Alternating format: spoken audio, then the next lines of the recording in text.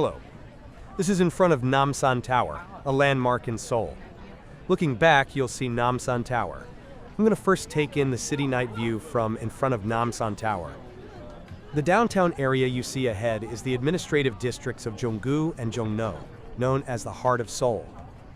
Tourist attractions like the palace, Hanok Village, and Myeongdong are concentrated there. I look back. I saw the tower in front, and to the right, people were taking commemorative photos with the night view in the background. There were a lot of foreign tourists.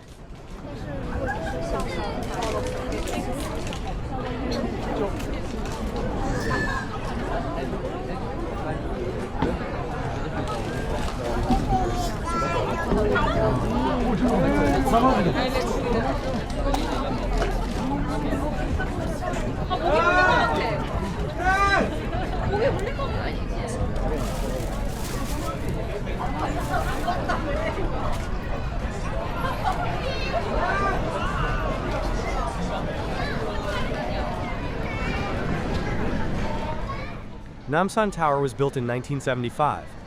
The tower was built during the Cold War, when South Korea and North Korea were in a state of extreme tension. The building was intended to jam North Korean radio and TV broadcasts coming from South Korea. This was understandable, as South Korea was at the forefront of the Cold War between the free world and the communist bloc. At the time, the goal was to block information about North Korea from South Koreans. Until the 1960s, North Korea was actually a wealthier country than South Korea. At that time, South Koreans perceived North Korea as a place of unknown yet still rich, despite the lack of information about it. In fact, propaganda that North Korea was a utopia spread, and many South Koreans secretly crossed into North Korea. Therefore, the South Korean government felt the need to build the tower. The tower was only opened to the public in 1980. Climbing to the top of the tower offers a panoramic view of the entire city of Seoul, and as military facilities are also exposed, it could pose a security threat, so it was originally not open to the public. A night view can be seen in the distance ahead. That area is Seoul's affluent districts of Hannam-dong, Apgujeong, and Gangnam. The towering, pointed building in the distance is Lotte World Tower, Korea's tallest building.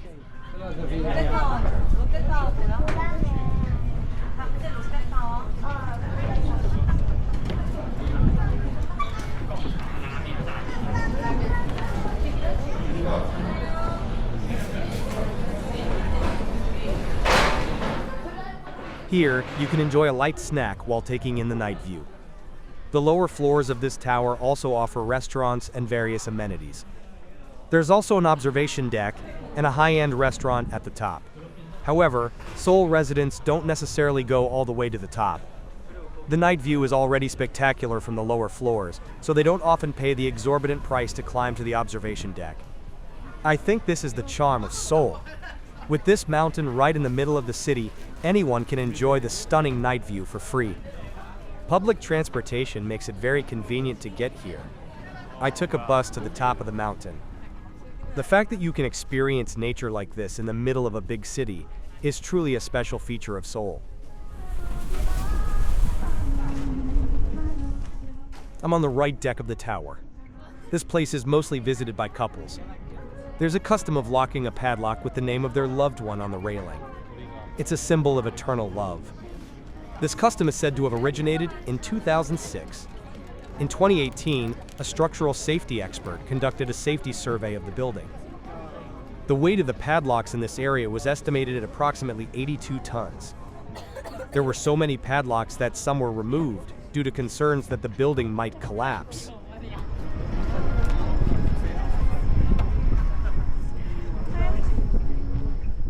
The night view here is from the southwestern part of Seoul. It's the area that overlooks Yongsan and Uido, Seoul's affluent districts. If you look closely at the night view, you'll see a building glowing red. That building is Park 1, designed by world-renowned architect Richard Rogers. It's located in Uido, Seoul's financial and commercial district. This explains why this area was once off-limits for security reasons. You can see all of Seoul from here. I stepped out onto the deck. Looking to the right, I see people taking commemorative photos. Looking to the left, I see a traditional Korean building. I walk toward it. That traditional building was built at the same time as the tower. It's a place where you can sit and relax. People often take commemorative photos with that building and the tower in the background. The harmony between traditional Korean architecture and modern architecture is beautiful.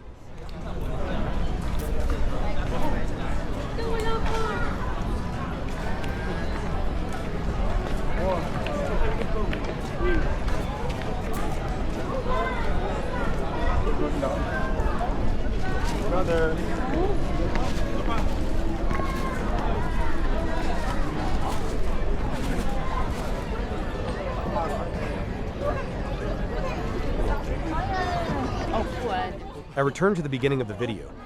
People were taking commemorative photos with the downtown Myeongdong and Jongno backdrops.